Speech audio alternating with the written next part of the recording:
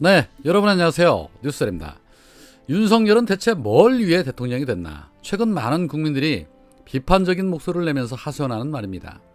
입으로는 공정과 상식을 외치고 헌법주의를 외치고 법과 원칙을 외치지만 정작 본인의 모습 속에서 또는 주변인들의 모습 속에서는 전혀 그러한 모습을 찾아볼 수가 없습니다. 그동안 윤석열의 사적 채용 논란은 단 하루도 끊이지 않고 쏟아져 나왔습니다. 최근에 안정권 누나의 채용 논란에 이어서 이번에도 지인의 친구 아들을 채용했다는 보도가 나왔습니다. 일반 공기업이나 공무원 조직에서 과연 이러한 일들이 가능할까요? 대통령 역시도 공무원이죠. 그런데 공무원이 본인의 권력을 남용해 이렇듯 주변 지인들을 채용한다면 국기문란이자 국정농단이라고 볼 수도 있고 채용 비리라고 볼 수도 있습니다. 민생을 살피랬더니 주변 지인들만 살피고 있는 모습 속에서 과연 국민이 무엇을 기대할 수 있을까요? 어제 민주당의 김민석 의원이 하루가 다르게 뚝뚝 떨어지는 윤석열의 지지율에 대해서 페이스북을 통해 탄핵까지 거론하기도 했습니다. 김민석 의원은 이런 말을 했습니다. 윤석열 지지율이 30%대로 떨어졌다. 이러다가 20%대까지 떨어지면 윤석열 정권의 몰락이 가시화되고 대한민국이 다시 기로에 서게 될 것이다. 문제는 지지율 하락의 추세가 일시적으로 보이지 않고 구조적이라는 데 있다. 대통령의 통치가 법과 원칙을 벗어나면 국정문란으로 이어져 결국 국민의 심판을 받게 될 것이다. 이명박근혜 전 대통령이 그랬다. 이제 2개월밖에 지나지 않았는데 윤석열은 이명박근혜 정부 9년 동안 저질러온 수많은 문제점들을 그대로 답습하고 있다. 김건희 여사의 국가의전을 무시한 전행, 객관적 검증도 없는 사적 인사전행, 사과도 설명도 없는 대선 공약 폐기 무소불위, 검찰의 사정 전국 시도, 박근혜 대통령의 공적 시스템의 일탈은 탄핵을 부른 씨앗이었다. 탄핵은 국가의 불행이다. 탄핵의 싹을 막기 위해서라도 윤석열은 공적 시스템으로 돌아와야 한다. 만약 이대로라면 대한민국 역사에 또 한 번 불행한 탄핵의 역사가 되풀이될지도 모른다. 이 난국에 민주당이 준비해야 할 것이 무엇인지 깊이 고민한다 라는 말을 냈습니다. 윤석열에 대한 경고의 메시지입니다. 그런데 김민석 의원이 이 같은 메시지에 국임당은 또 부들부들하고 바로 반박 입장을 냈습니다. 국임당 대변인 허은하는 진정 민주당 당대표로 국민의 지지를 받고 싶다면 탄핵이 아니라 민생을 먼저 이야기함이 정도다. 본인의 저조한 지지율을 만회하기 위한 민주당스러운 선전수단이다 라고 비판을 했습니다. 이어서 대통령 탄핵은 헌법이 명시하고 있는 최후의 행정부 견제제도다. 지난 탄핵 정국의 혼돈을 국민께서 모두 경험하셨기에 정치권에서 탄핵을 언급하는 것은 심사숙고해야 한다 라고 지적을 했습니다. 심사숙고할 만큼 한 듯합니다.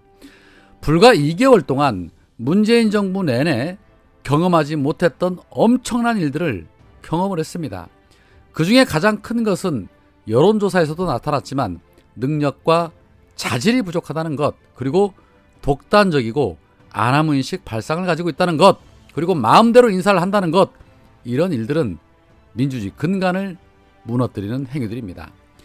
그동안 민주당에서 그렇게 비판하고 하지 말라고 해도 수없이 주문을 했어도 지지율은 전혀 신경 쓰지 않는다며 독단의 길을 걸었던 것이 바로 윤석열입니다. 국민이 하지 말라는 일, 싫어하는 일만 한다면 주권자들이 다시 끌어낼 수도 있는 것이 바로 민주주의 국가죠. 일단은 탄핵이라는 단어가 언급되기는 했지만 아직은 명분이 약할 수가 있습니다. 해서 그 명분을 만드는 건 역시도 민주당의 몫이겠죠. 그런데 윤석열과 대통령실은 너무나도 당당합니다.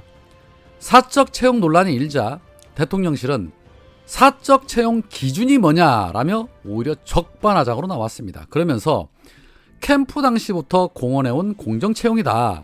윤석열 정부에서는 사적 채용이 없다는 점을 분명하게 밝힌다. 각자의 능력과 역량에 맞춰 공정하게 채용됐다라고 입을 털었습니다. 딱 윤석열과 어울리는 해명이죠. 자신들이 하면 공정, 남이 하면 불공정, 내가 하면 상식, 남이 하면 비상식. 그동안 윤석열이 검찰 시절부터 보여준 율로남불 방식입니다. 참 뻔뻔함을 따라갈 자가 없는 듯합니다.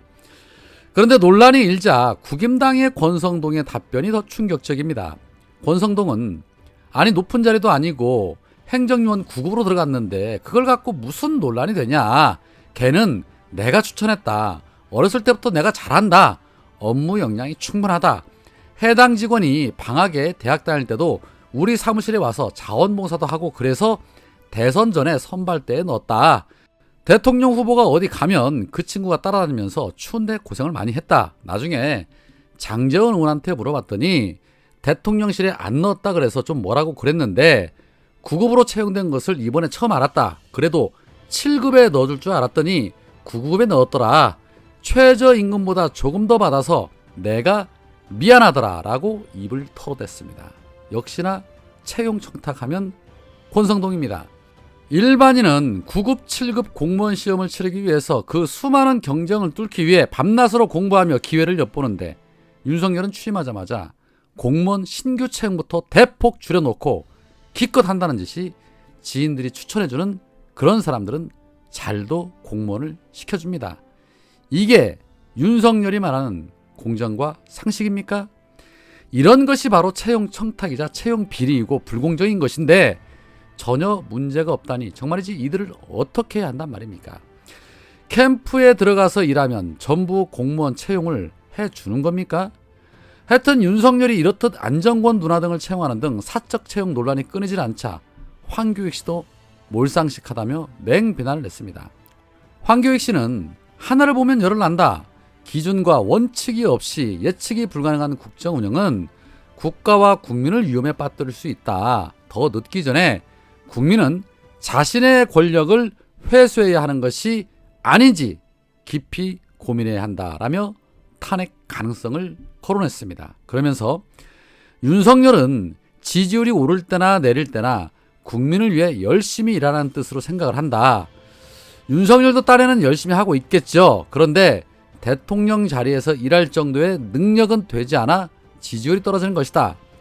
권성동은 대통령이 이름도 그 사람이 근무했는지도 전혀 모르셨다라고 말했다. 윤석열이 무엇을 알겠는가? 권성동은 윤석열이 아닌 부인 김건희 여사에게 물어보고 국민께 보고하시라라며 비꼬기도 했습니다. 자, 이렇듯 각계각층에서 위험 수위를 경고하고 있는데도 전혀 상황인식을 안일하게 하고 있는 윤석열 정부. 아마도 다음 주나 다다음 주쯤 되면 지금보다 지지율이 더 떨어질 것입니다. 그런데 김용민 의원도 탄핵을 주장을 했습니다.